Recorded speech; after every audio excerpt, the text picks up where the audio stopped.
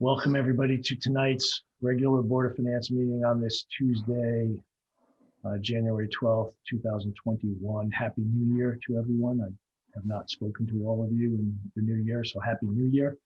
Let's call the meeting to order and begin with the Pledge of Allegiance. I think this is a particularly poignant moment given the events of last week. I pledge allegiance to the flag of the United States of America and to the republic for which it stands, one nation, under God, indivisible, with with liberty liberty and justice for all.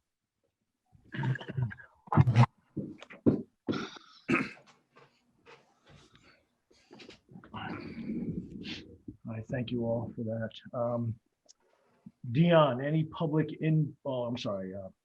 Doesn't look like we have any visitors, so no public input? No, or correspondence. More correspondence, okay.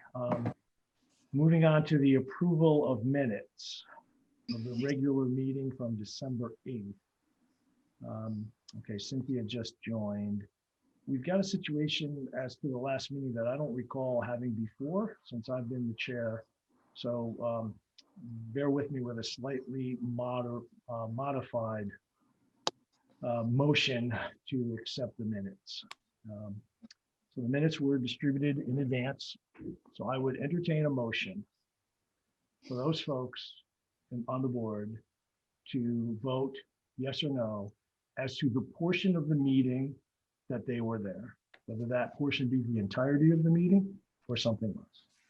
So all of those in favor of? I second the motion. Is it?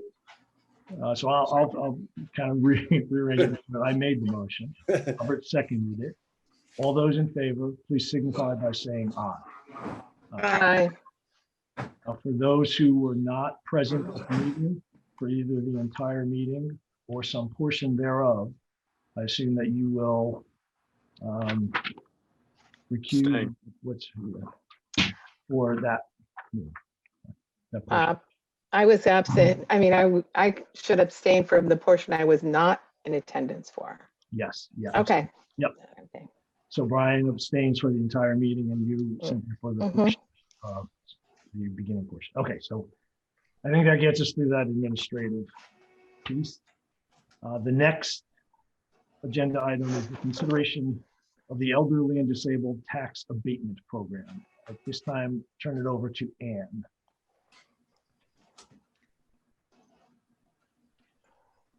Ann, you're up. You're muted. All right, you are still muted, Ann? Yes, she's muted. Okay, Now how's you- that? Good. Okay. I hope you got I'm sure you all got the packet that Dion sent. Yes. I'm going to start with the current ordinance, which I don't know if you can see. It was labeled the current ordinance. What I'm looking for is increasing the brackets for the upcoming year, which starts in February. The bracket amounts are on the packet that said State of Connecticut. And it would be the first portion there that says homeowners. That would be the incomes that would be increased. That increase is the increase that Social Security was bumped up so that we don't lose anybody out of the program. The other paperwork I provided were the statistics for this past year, along with other years, just so you could see a running total of what the program costs each year, how many people benefit from it, how many are denied. And I would take any questions if you have them. I'm sure that's probably not a great explanation, but it's the same thing we do every year. Those of you who have been here before probably understand. And there was, I think there was 40 people that were denied in that range. Right. 47 did not qualify. And how much did they miss it by?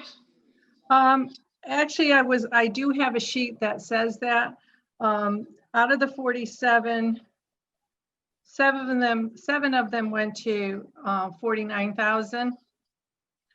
All of the rest of them were significantly higher up until $178,000. And then there were 4 that were even over that applied.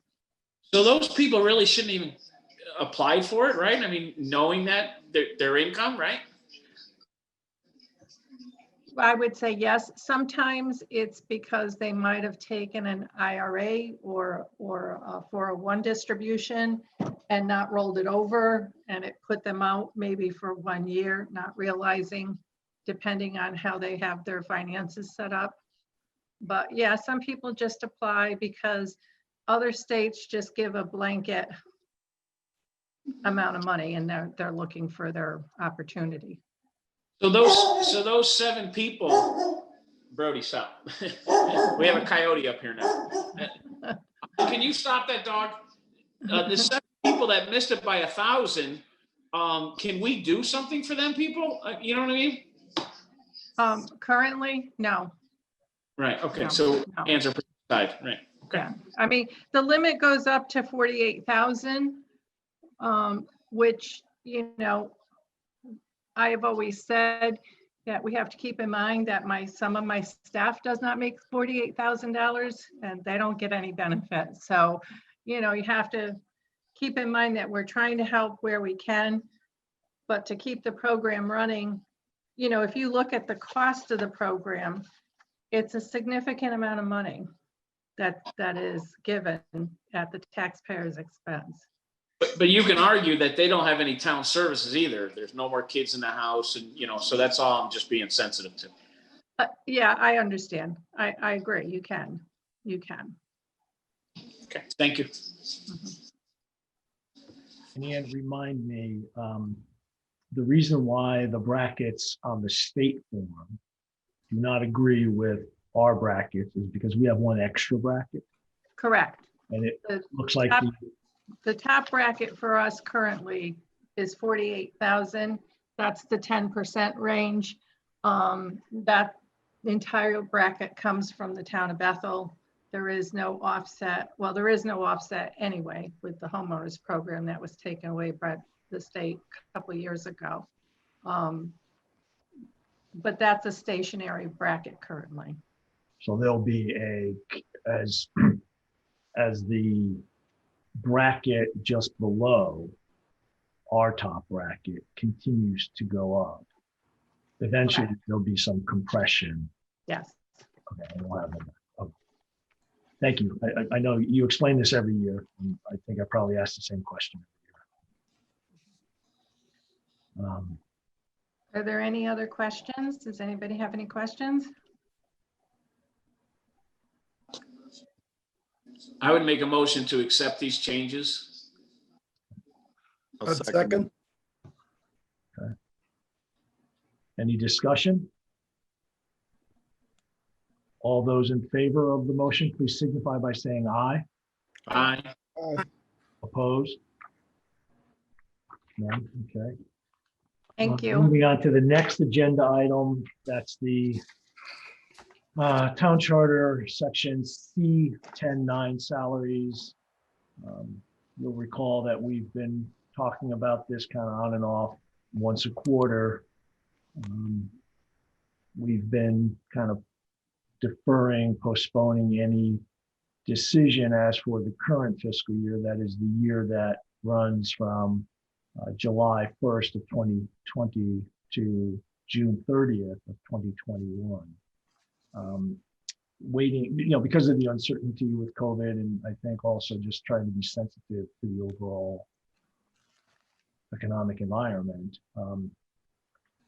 My recommendation to the board, and I'd like to have some discussion about this, is just given the continued uncertainty, at this point, we kind of decide that we're not going to do any further adjustment to C-10-9 salaries, more specifically the first select and the selects for the current fiscal year.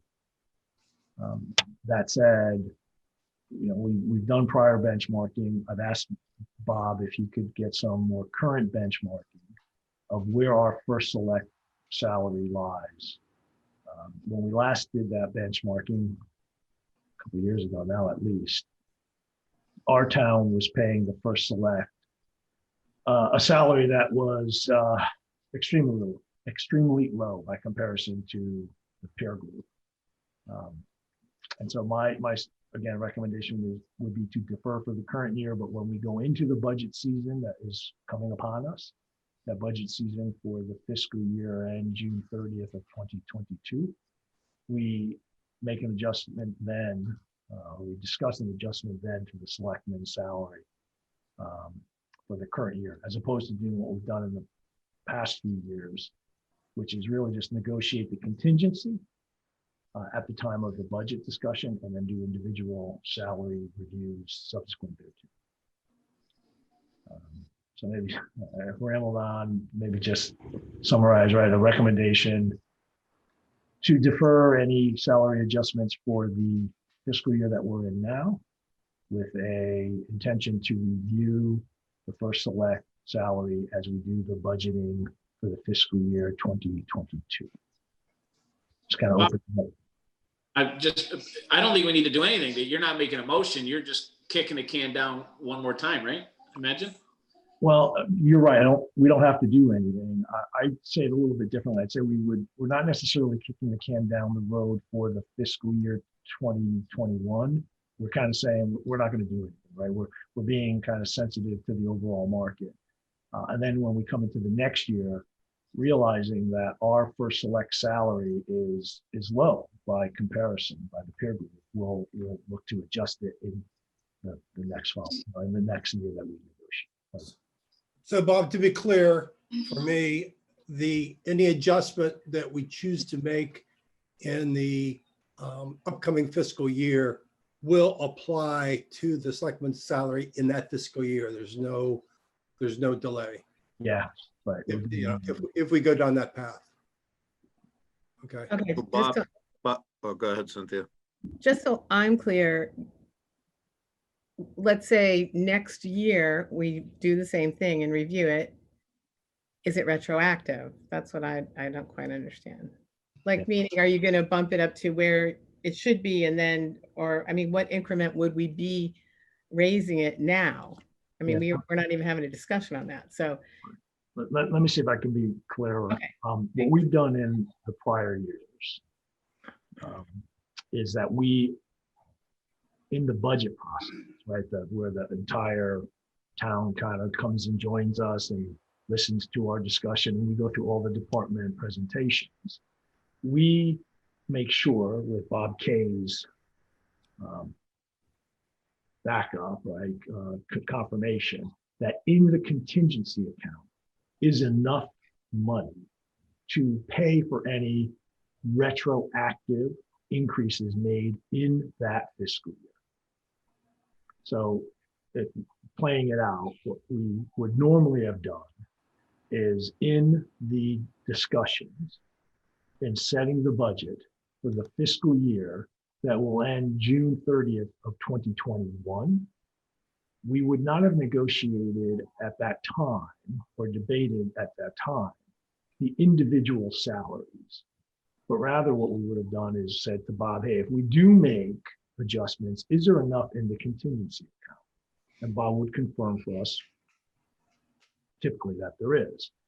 The budget would pass at some point, and then subsequent to the budget passing, in the May, June timeframe, we would then come in and this board would discuss the salaries of the 5 positions that are covered by the section C-10-9. This year, we didn't do that last part really, but for Lisa, right? But for town clerk. What happened was in the subsequent months, COVID hit, and we were all thinking, just given what was going on in the economy, that rather than making a decision when we normally do, let's say in the May timeframe of 2020 or June timeframe of 2020, we pushed it out a quarter. And we talked about this in the second quarter, the third quarter of the year. And each time to use Nick's phraseology, right, we kicked that decision, we kicked that can down the road. What I'm saying now, and I'm trying to, hopefully, Cynthia, this is responsive to your question, right? What I'm saying is that second part will decide.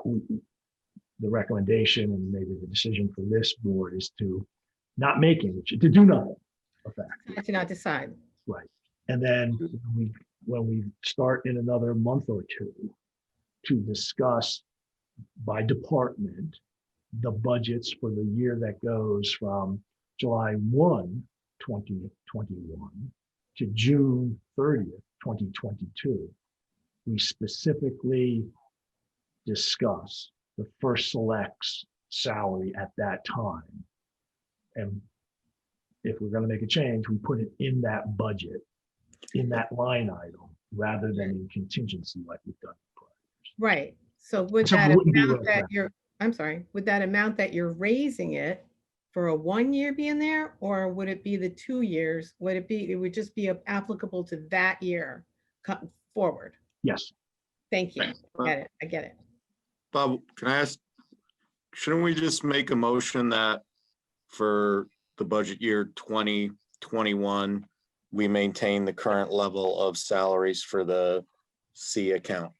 And then there's just, what? But I don't think we need to, Ryan. There's no action that we have to take. So I don't think there's a motion. I just, not having had a chance, it's hard in today's world, right? With not having in-person meetings, we just haven't had a chance to discuss this. I want to make sure that we vet it in this forum.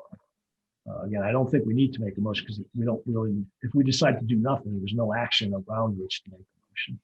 The charter doesn't require us? Just to talk about it, the charter requires us to review it.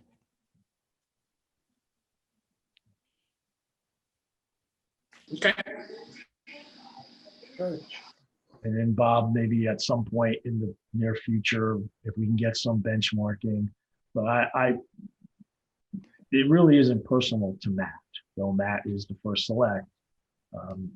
It's really to the position, but Matt's done some really good things. We can talk, I think, Nick, you highlighted the fire engine thing, saving the town a bunch of money. That's through his experience. I think we want whoever is in that role to be an experienced person, right? And that whoever that person is, he or she is motivated to continue to do a good job. And when it turns over, the person running for the position is motivated, or good people are motivated to run for the position. At the current level, it's just not competitive.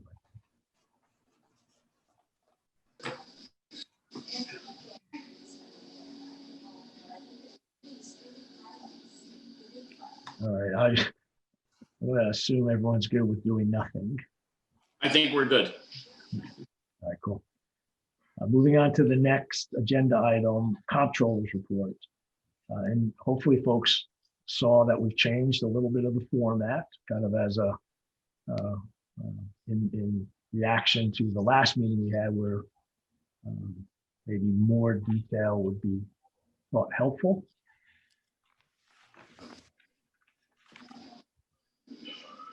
You're muted, Bobby. Bob, you're muted. How'd you get, everybody got muted. Huh. All right, I was just gonna say we're on to the Comptroller's report, and you'll see the format on the agenda was updated for the discussion we had last meeting. We expanded it a little bit. So to you, Bob, for Comptroller's report. Okay, so our total revenue to date is 46,096,000 out of the 79,765,000 budgeted. The first item always is the tax revenue, and the revenue, the taxes are coming in. It's a cash flow issue this month. If you remember back in November, I said we were up 1%. This month we're down just slightly over 1%. But right now we're in January, which is a collection month. So I would guess by the end of this month, we're probably going to be up again, 1% or so, somewhere around there. We're okay. We're collecting the taxes. People are paying the taxes. And, last year in December of 20, we were at 60%. This year we're at 59%. So, we're not going to see or be able to prorate the 99% until later on in the year, the last couple of months, to see where we're going. And in fact, we probably won't know about 99% until we get into the June month. But I think we're doing okay with the revenue collections. Some of the other accounts that continue to be an issue is interest. And we budgeted 500,000 and we've got about 70,000 in so far. Interest income, the payments are next to nothing. Everybody knows that. You're lucky to get, maybe, 15, 20 basis points. So, the 500,000 was an optimistic number. It was also done 18 months in advance when things were going pretty well. So we're getting hurt by that. The other one that's an issue is the park and rec. We budgeted 640,000 in revenue, and we have about 80,000, 85,000 in so far. So they are collecting, and they have programs going on, and they're hoping that come spring they're going to be able to run additional programs, maybe even some outdoor basketball leagues, or maybe one an hour basketball leagues inside the gym. So she's optimistic with that, but we're certainly not going to, be able to attain the 640,000. So we got those two issues. But on the other side, conveyance taxes. 6 months into the year, we budgeted 305. We're at 309. So already exceeding that number. The police, we budget $100,000 for the outside work. We're at 76,000 there. What else? We got recording fees. They're at 84% already. We budget 100,000 and they're at $84,000. So those are good things. So overall, I think we're okay. The 1% down this month, we've been up and down every month on the revenue. So like I said, in the past and today, I think it's just a cash flow issue. It's depending on what comes in towards the end of the month. If you get a big deposit, it's going to raise it up or equalize it. If you don't, then you're down a point. But we're not down 5 or 10%. So that's really good. Bob, I'm sorry, to that point, that it's cash flow. Do we have a sense, and maybe this is for Ann as well, do you have a sense for how much of the blip is defaults or late payments, and how much might be folks taking advantage of the deferral? Is If Ann you still want there? to talk about go ahead, Bob, I'm sorry. No, go ahead. As far as the deferral program goes, I have currently about 17,000 from the April deferral on the books where they haven't paid. It's actually only 3 accounts. That includes interest. One of them is a business, which is a restaurant.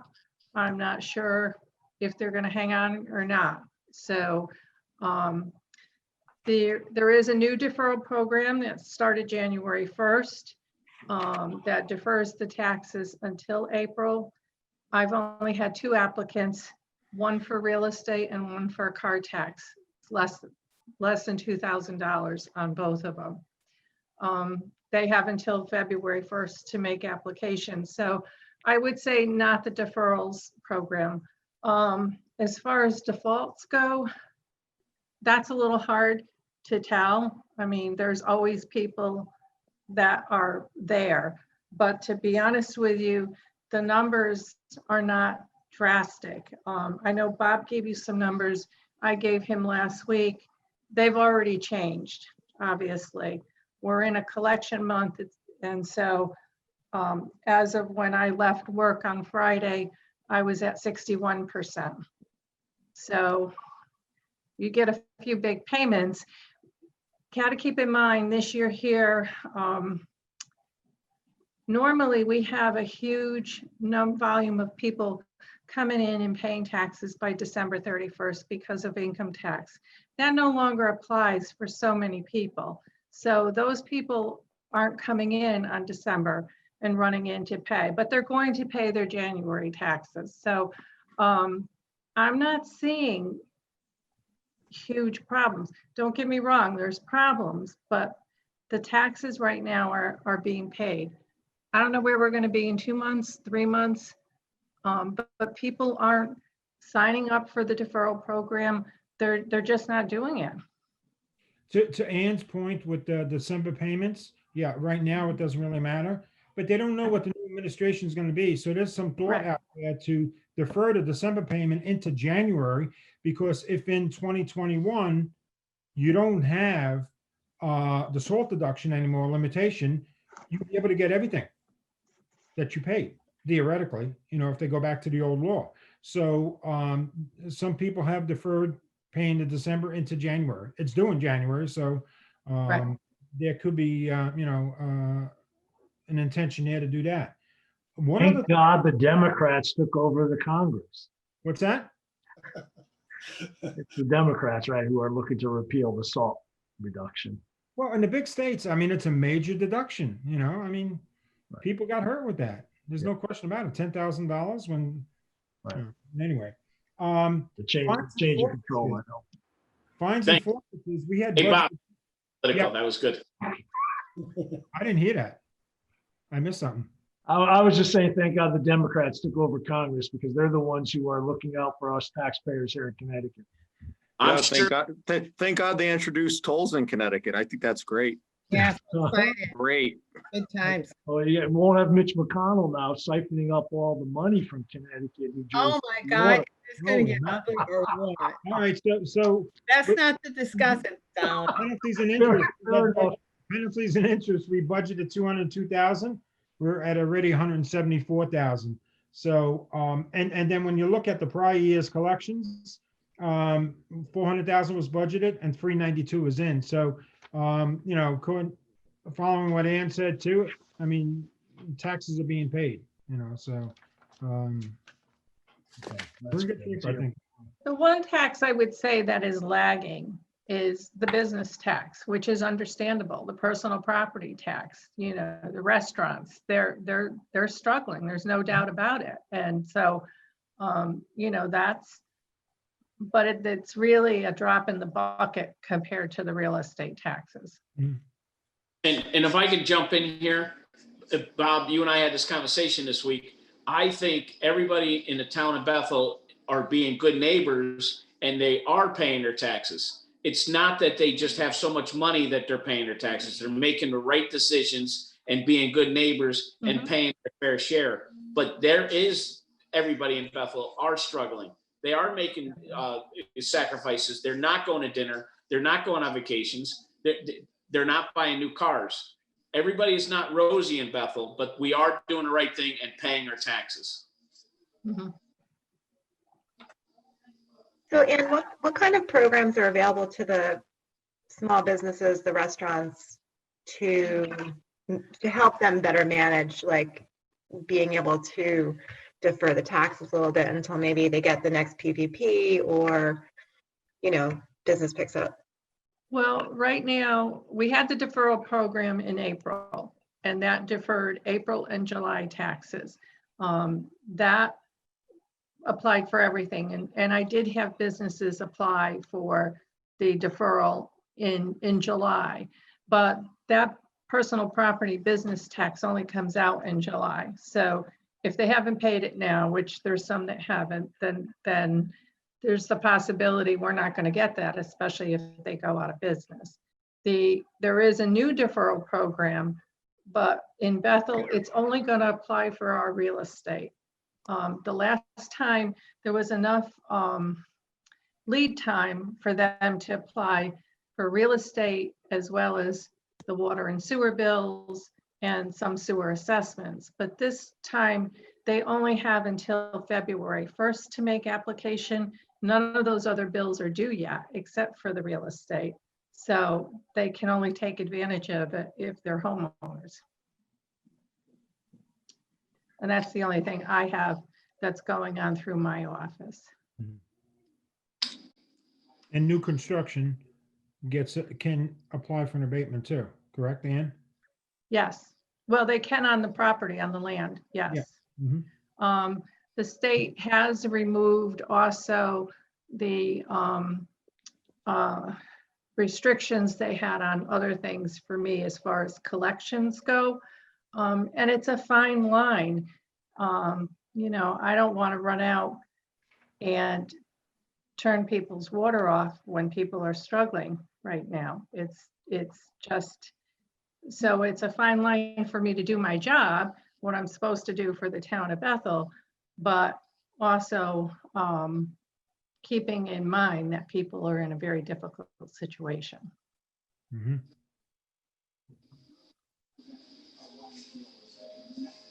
All right, moving on to the expense side. We've incurred 38 million so far out of 79,765,000.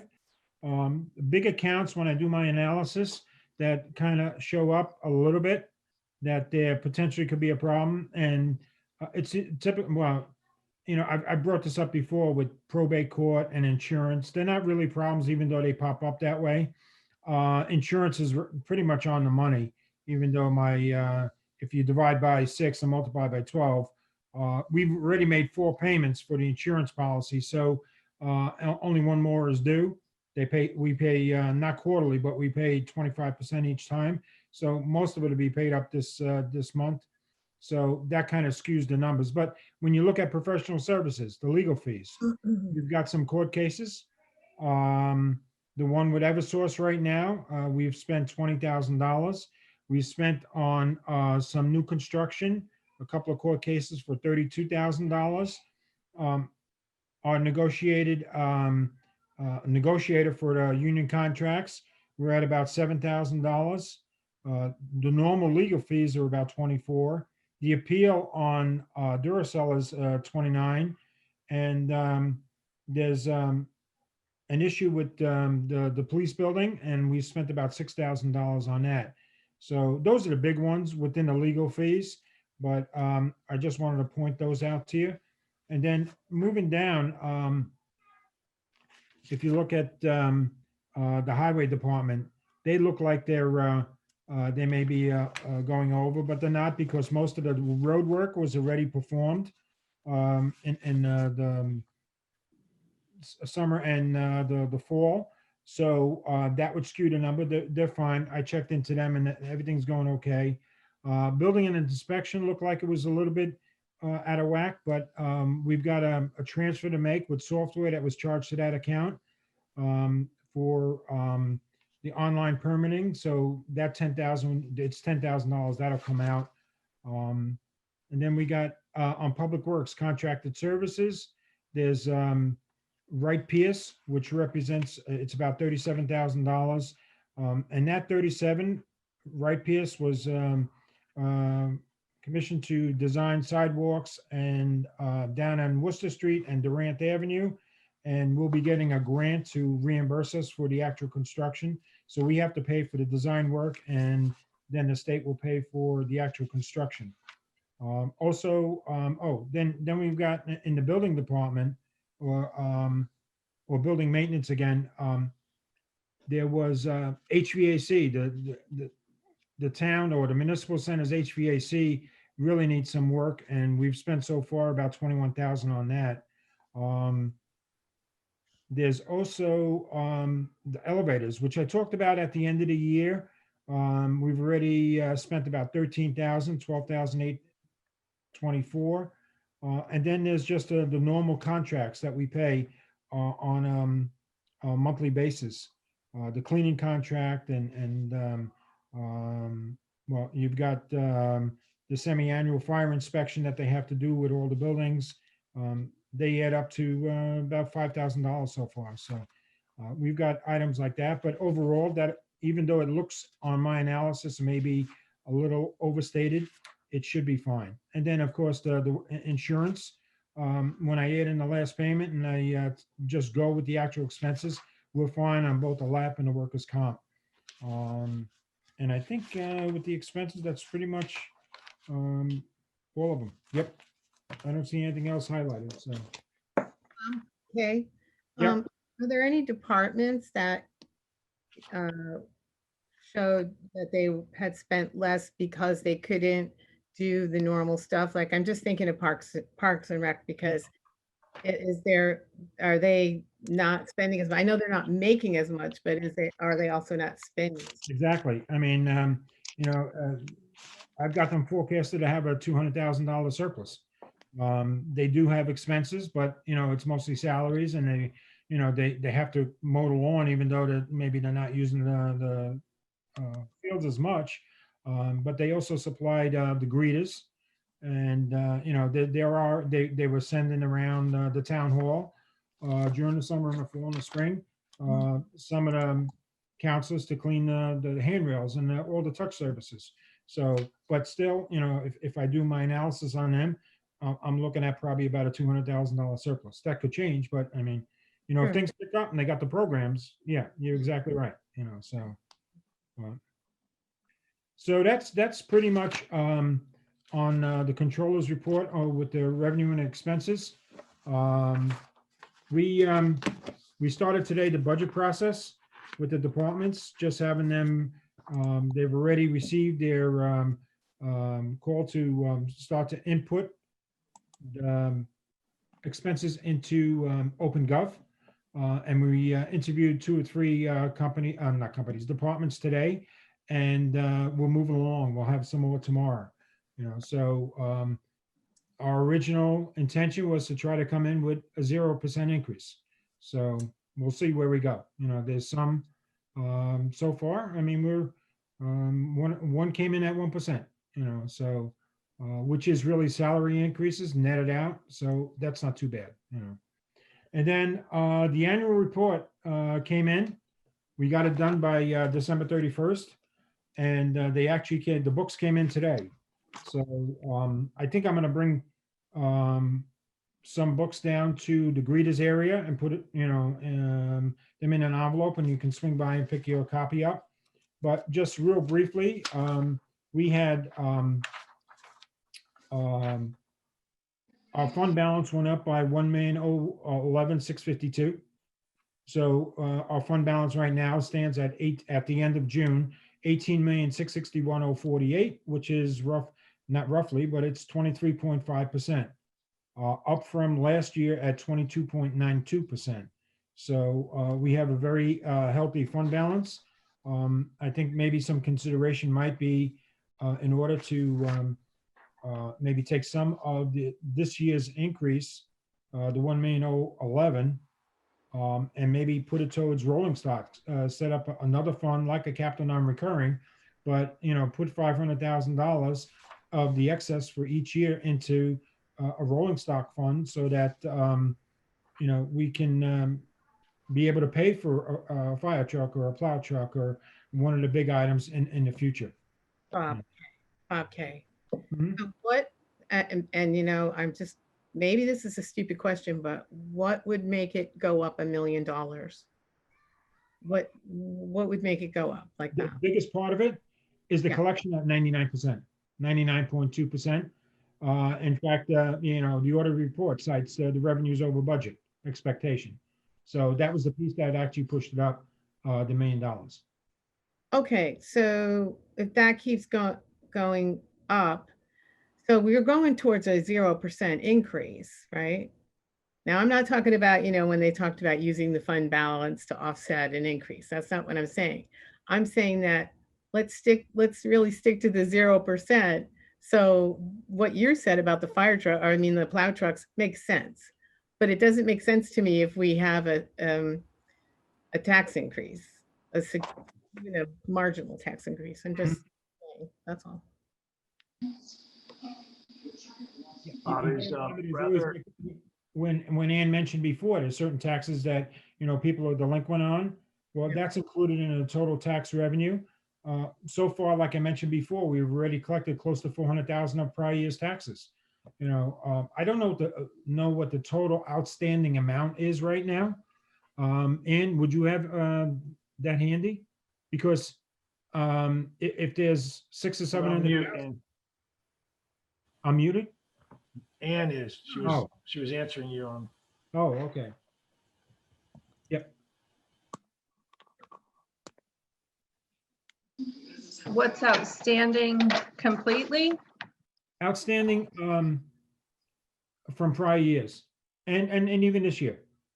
Well, don't use this year yet, just prior years. Prior years, it's including the suspense is 1,952,631. I'm glad I brought this. Yeah, yeah. Because I wouldn't have remembered that number off my head. But there's a case where if we collect 40% of that. you Right, know, right. Yes, I mean, we have We've no already- idea. I mean, I can't budget for that. I budget $400,000 and we're almost after 100 already. But you can't say we're gonna get $1 million and then you only get 400, you know. right. So, And some of that is collected by the collection agency. mhm. A portion of 50, right now 58,000 of it was collected by the collection agency. So Bob, I know it's early, but we generally look at 98.7. Is it appropriate to adjust that upwards in terms of the collection rate for the next budget season? 98.8, anything like that? We might be able to move it up a little bit. I wouldn't say go to 99 because if we don't collect 99%, then all of a sudden we're gonna have a shortfall. But, you know, maybe 98.7 and 98.8, you know, something like that.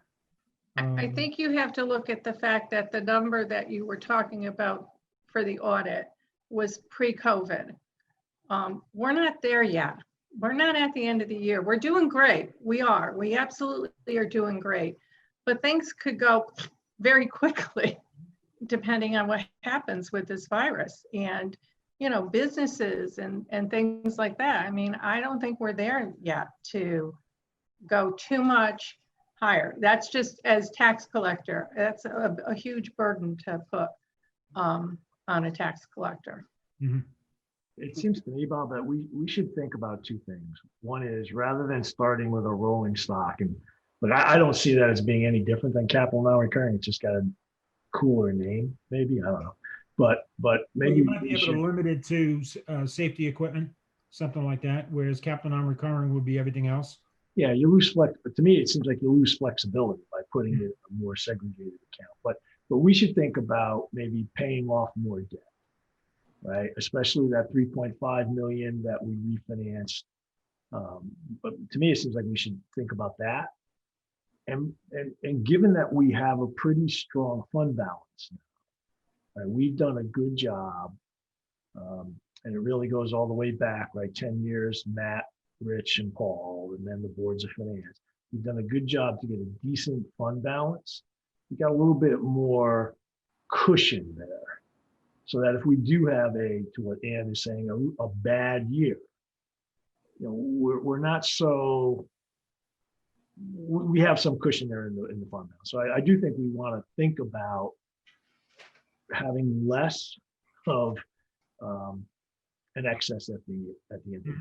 Until we pay off that 3.5, right? There's still a payable that the Bethel taxpayers owe, right? That was that capital that was that short-term debt that was incurred for kind of operating expenses and stuff, right? So that was spending that tax dollars weren't raised to offset. But I think if we pay off that, then the taxpayers even, and we should really try to have that excess be as small as possible. Maybe within the next month, we should talk about that, you know, everybody on their own and, you know, come up with an idea for the next meeting.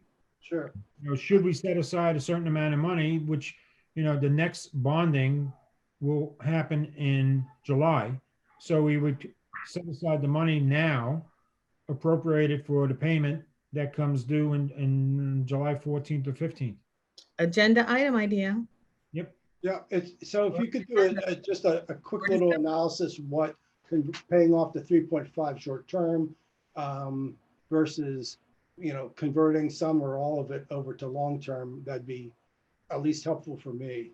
And I do have a question on this rolling stock concept. I know Matt's been talking about it for, you know, I don't know, years. He's called it sinking fund or whatever. But when you put money in there, to Bob's point, is it locked in for that purpose, or can you do a transfer at some future point to CNR? I don't think it's locked in at all. I think it could be transferred to CNR, but if we set up this fund and we set up the parameters, and in those parameters, we say it can only be used for fire trucks, plow trucks, police vehicles, things like that, then we'd be restricted to that specific vehicle. But if we just say anything that rolls along the road, so to speak, then, or at any time, if there's a need in the capital non-recurring, a transfer can be made. So. Bob, what's the benefit? I guess I apologize if I'm being vague. I don't see the benefit of having two accounts to do what effectively can be done through one.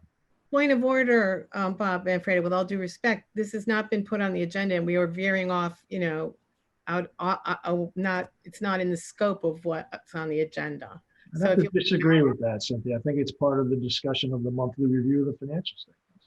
it's not actually, it's No, a, it is. It is. It's a, oh, well, you're the chief. So, I mean, you're the captain of the ship. So carry on. but I take your point. We should have it on the agenda for next time to talk about So it. other people know we're talking about it. But it But is- we're not motion, so we're okay at this point, Cynthia. We haven't made any decision. It's just discussion. I mean, I just threw it out there. I don't want to create a problem, So, I think it's good to get out there what are the different options. So when we come to discussion, at least we have a vocabulary that we can discuss that, here are 2 or 3 ways we can go. So I think it's healthy to have a preliminary here. mhm, mhm. And Bob, you said you'll have the CAFRAs at the welcome desk there. We can pick them up. Yeah, I'm gonna put them in envelopes tomorrow. Cool. Names of all the committee members. Okay. And, you can swing by and pick them up. I think that there's a table on the right-hand side when you come in that you can just, people pick up items there. And then the table to the left is where you actually check in if you're coming in on an appointment. Will you autograph them? You want me to? Bob, just a No, I don't think suggestion. I wouldn't leave them on the take items because we have to refill the envelopes all the time because people just take items. so. I would leave them on the side with the greeter. Okay, And could you please drop one by my office if Yeah. you're, sure. Yeah, thank you. you're welcome. So, you want yours signed too? Topic, the annual report, a lot of good information in there. I make a motion to accept Bob's report as presented. A second? All those in favor, please signify by saying aye. Aye. All right. If nothing else on the agenda, entertain a motion to adjourn. Move to adjourn. Second. All those in favor, please signify by saying aye. Aye. Good deal. All right, thanks, everybody. Have a good rest of the night. You too. Happy New Year. Thanks, Ann. Thanks, Bob.